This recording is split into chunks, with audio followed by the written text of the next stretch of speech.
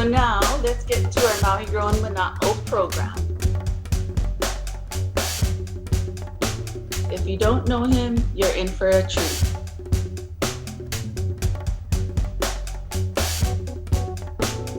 You'll be surprised at how much you will learn in just minutes.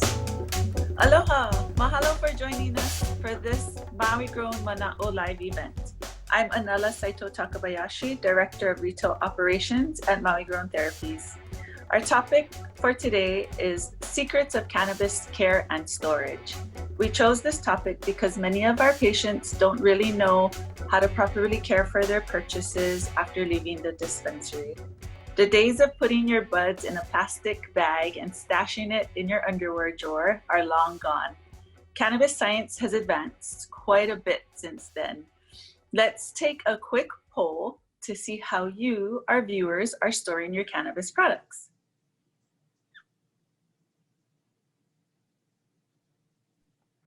Feel free to answer this poll. We'll discuss the results at the end when we have our question and answer period. Now it's time to welcome our curriculum and training advisor, Michael Bacchus. If you've been participating in our webinar series, you already know what a gifted teacher Michael is. He's an internationally respected medical cannabis researcher, and he's the author of Cannabis Pharmacy.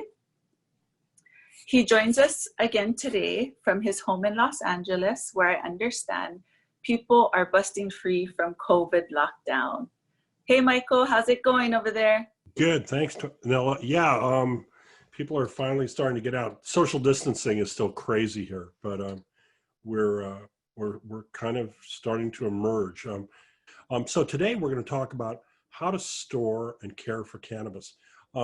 There's an enormous amount of misinformation out there because how we learned how to store cannabis for a long time wasn't driven by science. It was just driven by what somebody told you how to take care of it. So there's certain old style practices that I want to talk about that I really recommend you don't use. One of the biggest ones is remoisturizing a dry cannabis. Now, that's not that big a deal on the islands. Matter of fact, typically the bigger deal on the islands is you get cannabis that's actually too wet and too wet for too long. But if you do get dry cannabis, don't put a piece of bread in it, a piece of lemon or orange peel, anything organic in it. That just encourages the growth of storage molds. And storage molds on cannabis can be actually pretty dangerous. They can lead to things like lung infections and even worse. And so we're going to talk about how to keep your moisture content in the right range for your cannabis today. And another myth I want to talk about is there's a very, very prevalent myth on the islands that sticky cannabis is great cannabis.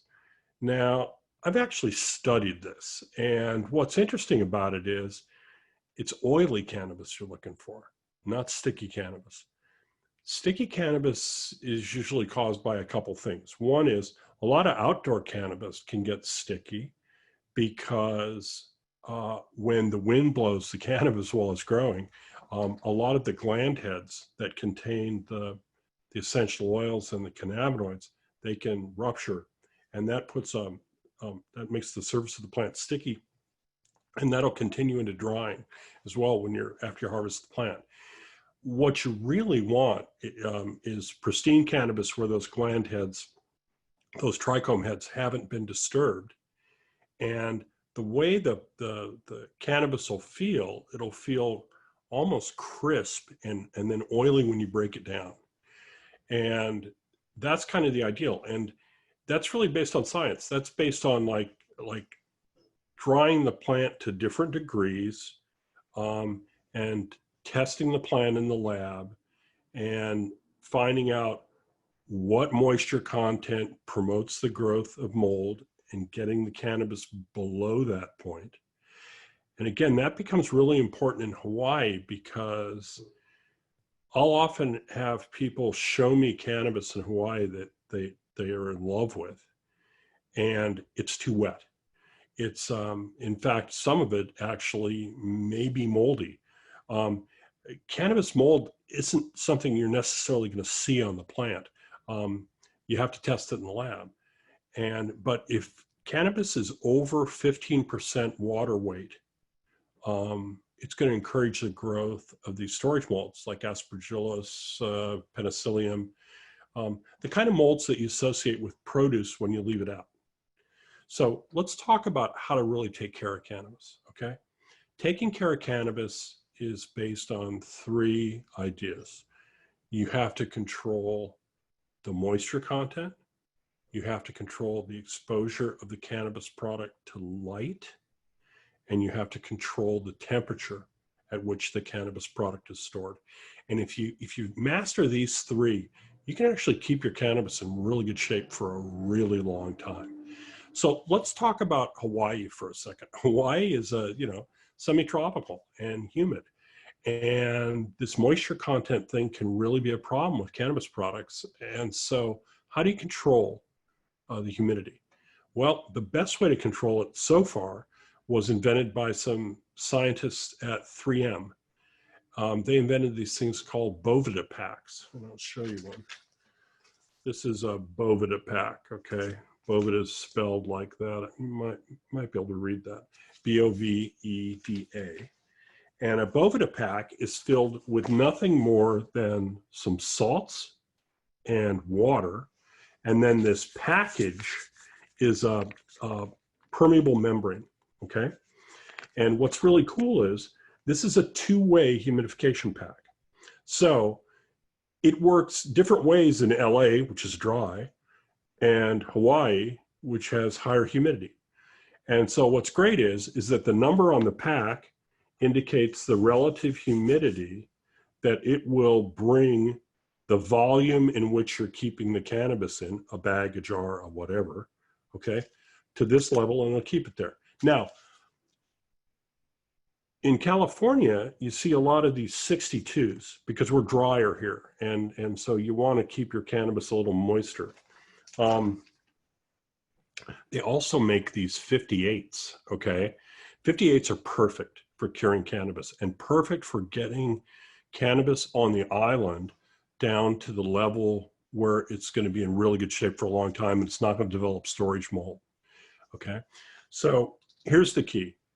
You want to keep it in cannabis in a dark place, you want to keep it in a cool place, and you want to keep it in a reasonably dry place, okay? But that dryness basically is you want to keep it around 58% relative humidity because that'll keep it moist enough, but not too dry and not too wet so that it grows storage molds. It's really that simple.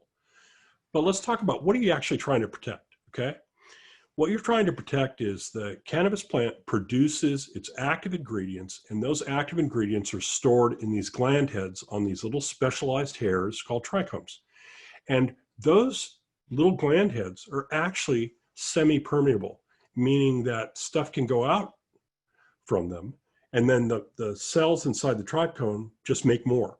So the smell of cannabis caused by its essential oils or its terpenes, you can smell them when you get close to the plant because there are little teeny tiny pores on these trichomes that allow those to be emitted. And the reason they're emitted is often the plant evolved these chemicals to control insect nervous systems. Okay, so they either repel or attract. They can attract pollinators. They can repel a lot of different pests. And so what we're trying to do is we're trying to protect the trichomes when we're talking about cannabis flower products. So if you burst those trichomes, those things start to evaporate. And so what you want to do if you want to care for your cannabis and store it correctly is don't jostle it around. Keep it in a hard-sided container rather than a soft bag. People used to store large amounts of cannabis in like turkey bags, and that would just burst all these trichome heads. And what would happen is the terpenes that are pharmacologically active and responsible for part of the effect you get when you use cannabis as a medicine, those would evaporate. And so what you want to do is you want to keep it dry, keep it drier so that it doesn't grow storage molds. Keep it cool so you reduce the rate of evaporation for some of the more volatile compounds on the plant. And keep in the dark, because certain cannabinoids like THC really don't like bright light, and so and start to break down. So our biggest concern here is humidity. We want to get the humidity to around 58% and keep it there. The Boveda packs can do that. You want a hard-sided container. My favorites are these sea vaults. These are stainless steel. What's great about them is they have a little silicone gasket right on the inside here that makes them really airtight, which is great. And they've actually got a little thing on the inside rim that you can slip a little tiny Boveda pack into, which is really convenient. The other thing I really like are glass jars. Now, you can use any kind of glass jar. I just want a really, really good lid. I'll use, for larger amounts of cannabis, I'll use mason jars if I'm doing long-term storage of cannabis. Let's say you live on, Oahu, and you're getting your medicine on Maui. And so when you come to Maui, you're getting larger amounts of it. It's really good then you can decant it, each variety into its own little small mason jar, and store it in your freezer. Okay, now let's talk about storage temperature. All right, you can keep cannabis at cool room temperatures. So when I say cool room temperatures, I typically mean like wine cooler temperatures. I don't mean the kind of temperatures normal daytime temperatures that you'd get in Hawaii. So typically for Hawaii, what I recommend is you keep your cannabis flowers and your cannabis extracts, like your carts, inside of a baggie with a Boveda pack in the vegetable drawer of your refrigerator. It's really fantastic. If you're doing long-term storage, or you just want to keep your cannabis as pristine as you can keep it, lose the Boveda pack. What I do is I put a Boveda pack in there to get it to the right humidity level, the right moisture level. And I'll do that maybe for a week, okay? And then what I'll do is I'll take the Boveda pack out, seal it, and put it in the freezer, and then just take out the piece I'm gonna use. And that can keep cannabis in really good shape for, in some cases, years, all right? You just have to, you have to look at the behavior of what you're trying to control. For flowers, freezers are fantastic. They're also fantastic for extracts. Most extracts actually are fine at refrigerator temperatures. Matter of fact, 710 Labs, one of the biggest extract manufacturers in California, and certainly one of the best, they recommend that you keep all of your carts in the refrigerator. And I just think that keeping cannabis cold, because it, for the most part, is a perishable product, is just a really smart idea. And it's one of the cornerstones of really keeping your cannabis in great shape. The light thing is kind of counterintuitive, but a lot of people don't realize that it really is important to keep your cannabis out of light for long periods of time. I mean, obviously, you can take a flower out and leave it on a table for hours, but you don't want to leave it in direct sunlight, and you don't want to expose it ever to high temperatures. When I had a dispensary in Los Angeles, I often would talk to cultivators who would leave Northern California with a $4,000 pound of cannabis, throw it in their trunk, drive all the way down to Los Angeles in hot weather, and open their trunk and find that they left with a $4,000 pound, and they took a $2,000 pound out of their trunk.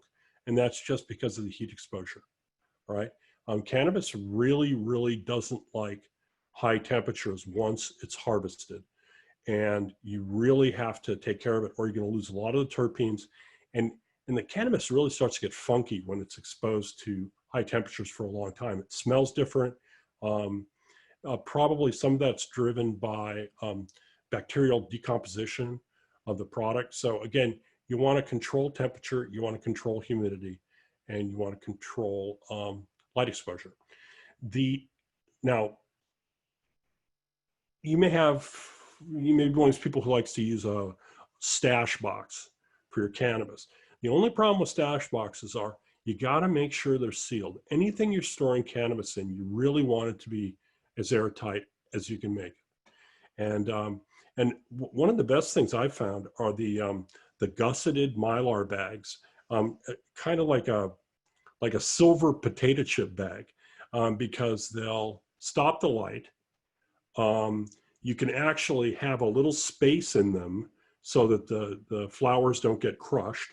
And what I'll often do is I'll toss an oxygen pack, one of those oxygen scrubber packs that you can buy online, into the bag, and that will reduce the oxygen content in the storage space.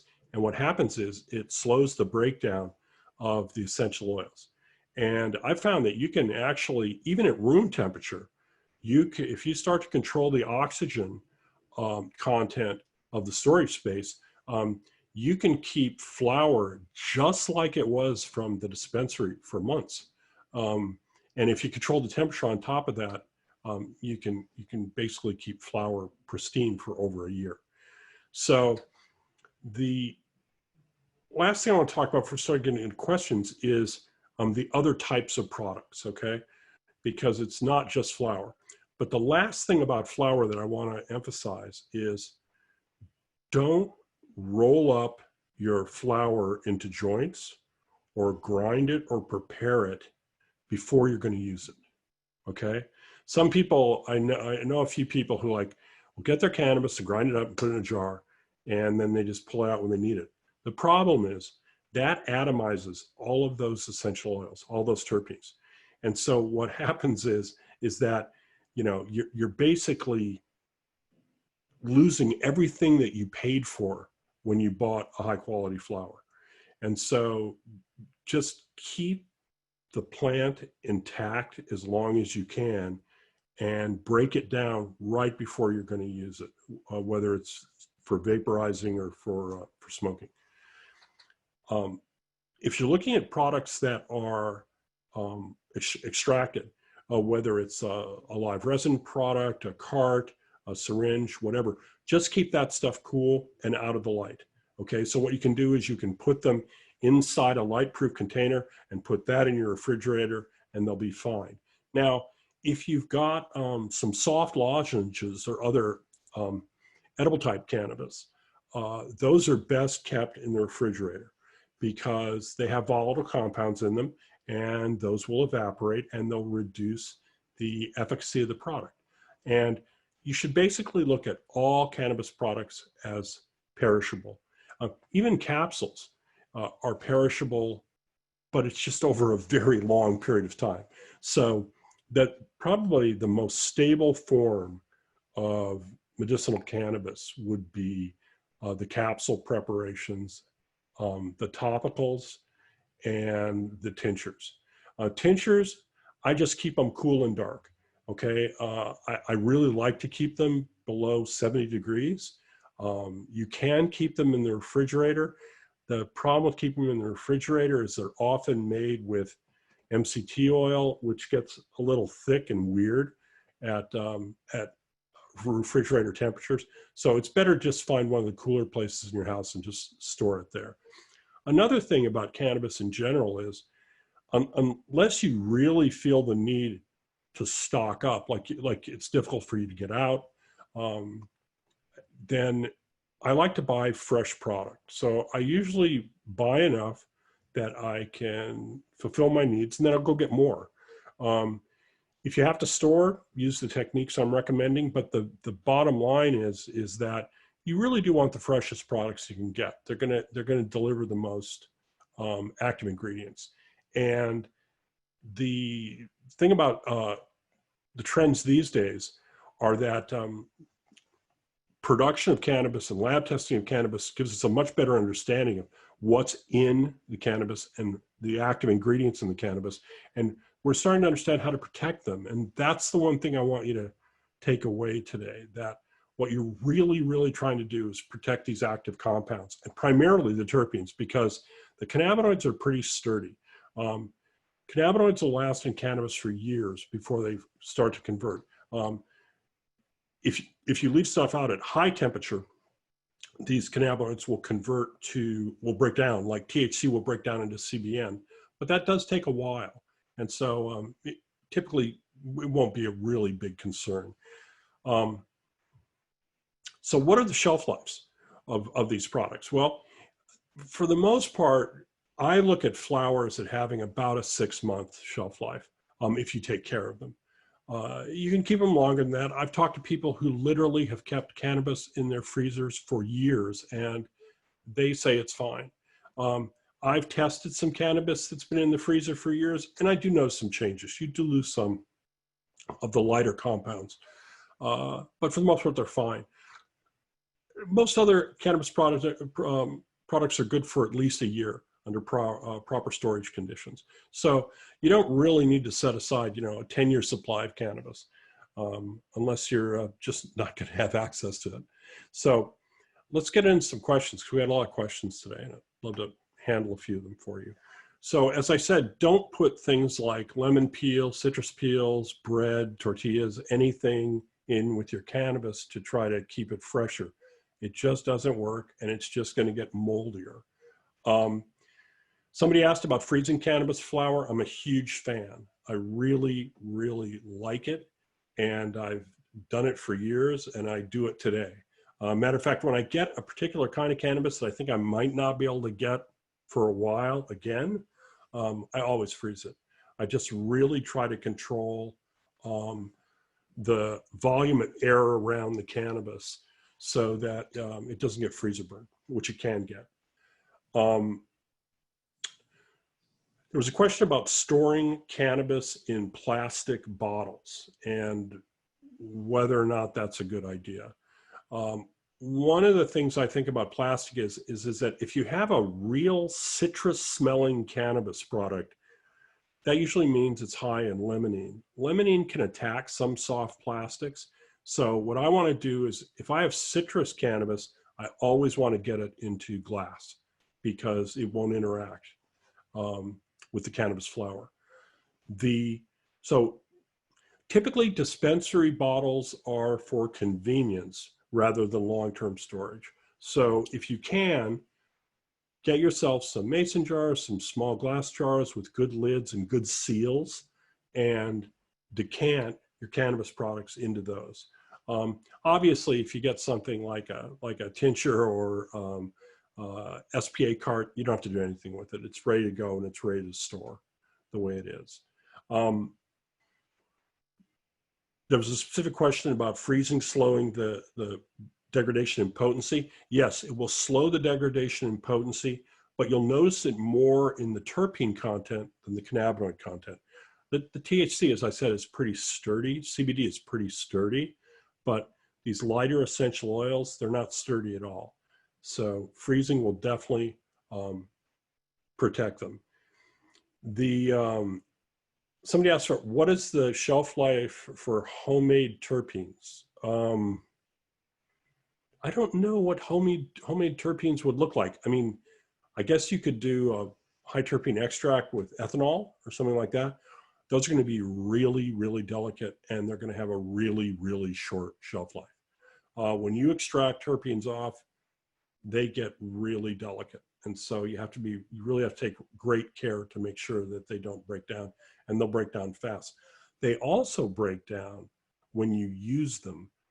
Now, this goes for flowers as well. The latest studies that are coming out right now show that if you use like an extract in one of these rigs, that's, the temperatures are 600-700 degrees, you'll break down those terpenes instantly before they even get into your body. What you break them down into actually are things that are associated with air pollution, and you really shouldn't be inhaling them.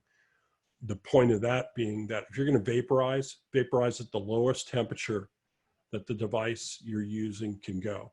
Typically, that's going to be around 392 degrees.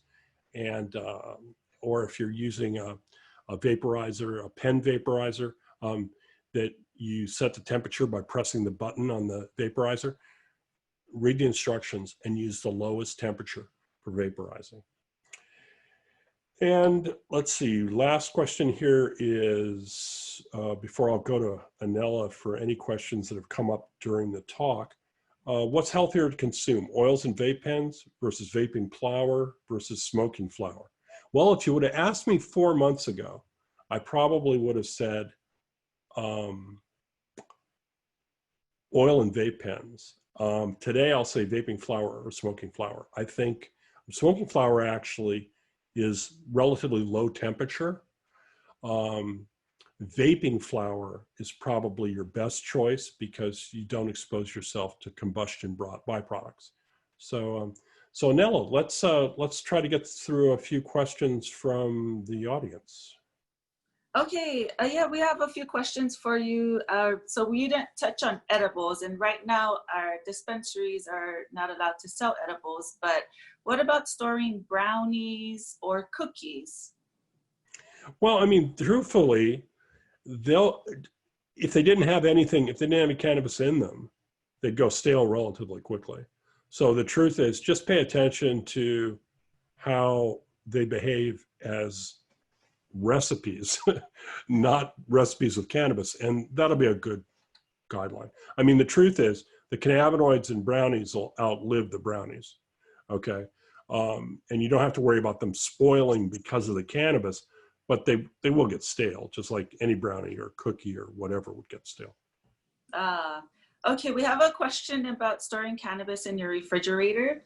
So here in Hawaii, we store regular flowers or leis by placing them in a plastic bag, putting air in there, and then sealing it up, sort of like a bag of potato chips. And then we put them in the refrigerator. Would the same theory apply to cannabis flower and storing it in your refrigerator that way? Yeah, I mean, it's interesting because I have a lei in my refrigerator right now, and a nice lei. And what you do is you get a lot of condensation on the inside of the bag because the fresh flowers have a lot more moisture in them than the dried cannabis flowers. So as long as you've spent a little time adjusting the humidity of the flowers, the water content in the flowers to the proper level. And the way I recommended doing that was get a 58 Boveda pack and throw it in with your flowers in a sealed jar for a few days. Then refrigerate it. You should be fine. You shouldn't see a lot of condensation. Now, if you freeze your flowers, keep the jar or the container in the freezer and just take the piece out that you're going to use, okay? Don't make the mistake of taking the whole jar out, thawing it and refreezing it, thawing it and refreezing it. It's a really bad idea. All right, it's just going to break down the cannabis. Okay, what about the plastic containers that the flower comes in when you purchase it from the dispensary? Should I leave it in there or should I repackage it? Well, I mean, it's great for transport to your home, but I always like take everything out, put in glass. I mean, I just like to keep stuff in glass, or these sea vault containers. I love these because these are really easy to clean. Now, if you get a sea vault container, you have to clean it when you first get it, and you have to use the stainless steel cleaner, and then you have to clean that with soap and water. So you just have to make sure the surface is really clean. If you've got glass, typically what you use is 91% isopropyl alcohol, which used to be easy to get at the drugstore. Hopefully will be easy to get at the drugstore again real soon. And then you have to also rinse that with water when you're done. The resin off the flowers will collect on the glass over time, and isopropyl is the best way to get it off, but you always have to rinse the surface. Okay. Got it. Okay, we got a question here regarding the Boveda packs you mentioned. Do they keep humidity constant and help maintain potency at the same time? Yeah, I mean, what they do, which is really interesting, and they've actually studied this at Boveda because they're material scientists. So they find that it actually puts a micro layer of water around the trichomes on the flowers and keeps it there. And that actually keeps the terpenes from inside the trichome head from going out through the pores in the gland head, which is really great. I mean, it's really cool. They actually proved how boveda packs work. And I have to correct myself because I've been saying boveda for years. And then I started talking to the folks at Boveda, and they've corrected me. So I'll work on it. So I have to work on it too. Okay, we have a question about growing. Do you have any tips on preventing mildews during grow? Yeah, grow from seed. Okay, number one. That's really a good idea. The problem is once plants get the molds associated with like powdery mildew, if that's the mold you're talking about, which is one of the most common ones, it's really hard to get rid of. And so there are a lot of forums online where you can go and ask that question and get the kind of detailed information that you need rather than the half hour it would take me to give you the whole rundown. But if you grow from seed, at least you're going to start with a clean plant. And that's what you want. The whole key about growing is the cleanliness of your environment. If you're growing outdoors, it's about the control of humidity, which can be really challenging, obviously, in Hawaii. And so what you want to do is you want to just ensure there's a lot of airflow if you're outdoors, because that's going to make it a lot easier. And a lot of airflow if you're in a greenhouse, and a lot of airflow if you're indoors. The bottom line is you want a lot of airflow and you want to try to control the humidity. That's really going to help a lot reducing powdery mildew. And botrytis, which is the other common mold, the gray bud mold. So. All right, let's take a quick look at our poll results before we end today's live webinar and see how everyone out there is storing their cannabis products.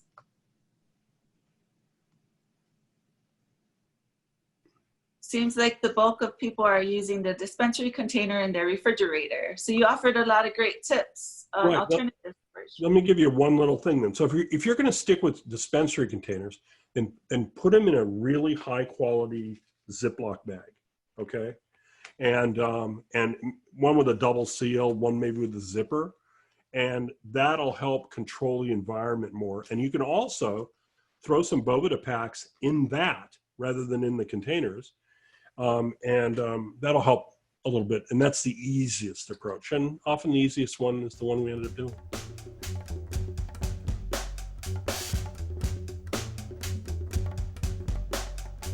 Our new live event series delivers free bite-sized information that you can use right now. There's an enormous amount of misinformation out there. You can build entourages for sleep, for pain, for appetite, anxiety. All right, these go by so quick, Michael. Thank you for joining us again, and we'll see you next week. Aloha. Thank you. Mahalo.